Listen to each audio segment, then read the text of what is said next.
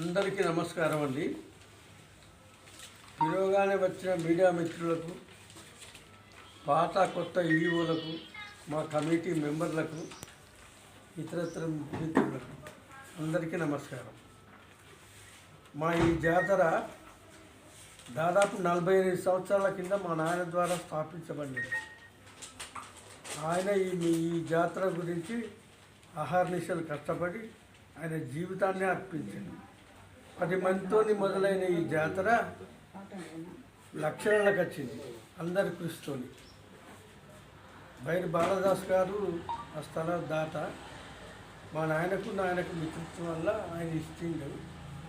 First ఇది firing జరిగే దగ్గర ఉండే. 1 సంవత్సరం కాకముందే వాళ్ళు అభ్యంతరం చెప్తే మళ్ళా ఇక్కడికి బాలదాస్ గారి స్థలంకు వచ్చింది.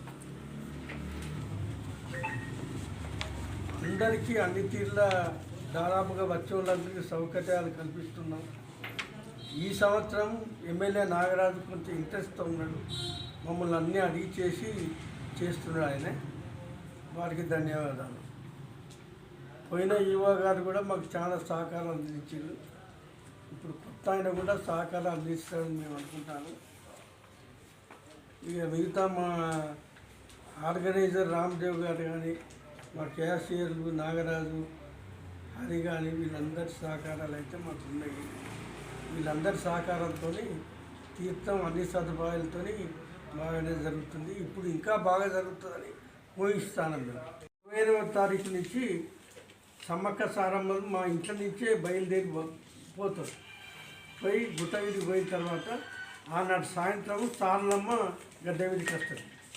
తర్వాత 29వ తారీఖు నాడు సాయంత్రం సమ్మక్క గడ్డవిడికి వస్తుంది. తర్వాత 30వ తారీఖు నాడు ఒడివేల బియ్యం, 31 నాడు మళ్ళా మన ప్రదేశం అంటే మా ఇంటికి వచ్చి చేస్తుంది. ఎంతమంది వరకు రావచ్చు? ఎంతమంది? సుమారు దాదాపుగా 2 నుంచి 3 లక్షల వరకు వస్తారని